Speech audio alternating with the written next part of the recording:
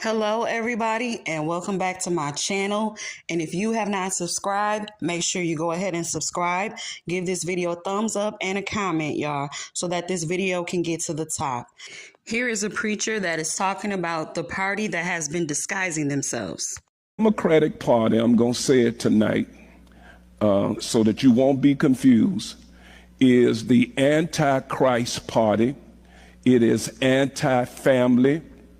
And I'm going to say this, you're not going to believe it, but it is anti-black folk. You are only needed for votes. You are only loved when it's time to get your votes. There's no real care about you. And see, we still stuck, and we got that thing ingrained in us that this is the party for the black man. It is not. The party has changed. Black people, really, to be honest with you, have never been the priority. They have only been used. Go back and look at the Civil Rights Act of 1964. We've all given Democrats credit for that, but Johnson was the one that wanted to pass it, but he couldn't get enough Democrat votes to pass it. It was the Republicans that pushed and passed the 1964 Civil Rights Act. Go tonight and look it up. Look at Wiki, W-I-K-I, put it in there, 1960. He couldn't even get enough Democrats to vote for it. So he had to go to Republican senators in order to help him out. They are anti-life. The party pushes stuff that's anti-life. It pushes anti-morality because most of their policies are immoral, that pushes sexual perversion. It is the party of death. Why do you say that, Pastor? If you go back, you'll see slavery started with the Democratic Party. And we saw many slaves that died. We also saw under Jim Crow. Jim Crow was established by Democrats. And we saw under Jim Crow how many were hung and lynched. And then we are seeing today how many babies, African-American people are giving up their future because they won't have, in another 15, 20 years, they won't have enough people because they have cut their birth rates off and have aborted their children. This is exactly what the party wants. So it is a party of death when it comes down to it. It is a party that is against black families. Look at the history of the family. From slavery, which were Democrat plantation owners, in slavery, they separated our families. They would not even acknowledge the marriages of black families. They would even take a black man over here who called himself being married to a woman, but if he was a big, strong guy, they took him and made him mate with another woman. That's one of the reasons our marriages and our families have not been strong, because the spirit of that has passed down generationally. We have not always had strong family structures like we should have. Now, we did good up in the early 1900s, 1920, 30. Our families were pretty good and pretty strong during that time. But what happened was they bought the war on poverty. This was Democrat. Bought the war on poverty. You know what they did? They gave money to fix a problem. So they had programs, they gave welfare, but they took one key out that they understood was the key to the family. They took the man out of the home. Ladies, we'll give you the money, but you can't have a man in your house. That means the children now were robbed of them having a father.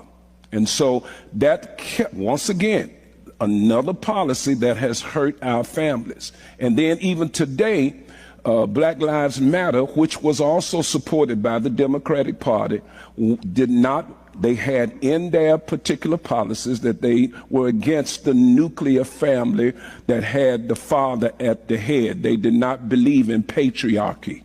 And so we look down through the years and we've seen the party destroy our families, and people don't see it because they don't understand truth. This is why policy is so important, because it should be about America first. That's like all of you in your homes, your home, your children, and what you're responsible for has got to be first before you go and try to help everybody else. So we need to take, in order to be a blessing to other citizens from other nations, we got to take care of America first. What he just said, that America is supposed to take care of America first, is common sense. But the saying goes, common sense isn't so common. He said that this Democratic Party has changed. And what if I told y'all that the Democrats made laws to put all these black men in prison, millions of black men, and work them as if they're still slaves in prison? These men are working for cents to make them slaves again. And what they want right now is the black vote. Kamala already said she's not going to do anything just for black people. These black women are fighting mad because people don't want to vote for Kamala. She's not even a black woman. If they would do their research, you cannot just vote for somebody based upon if she's black. Kamala has been putting all kinds of black people in prison for crimes that they didn't commit. She was a prosecutor. Now, if you are a prosecutor, it helps your career the more people that you lock up. So basically, she used black people to help boost her career in whatever way. Like what he said in this video, the Democratic Party has changed. That's why there's so many black people that are now realizing that we have been voting on the wrong side. And if you say to yourself, hey, I'm going to vote for Kamala because she is a black woman. So Candace Owens has already come up with all of the evidence to prove that Kamala family is not black. She is not black. Nobody in her family has ever been black. And as a matter of fact, they were slave owners. So that would be a reason for her to want to pretend to be black. And because she lived in Jamaica, she could say, oh, I'm black. But once Candace Owens dug up her lineage and all of her family tree, we discovered that she had no black anywhere. I don't know what this woman is planning on doing for our country.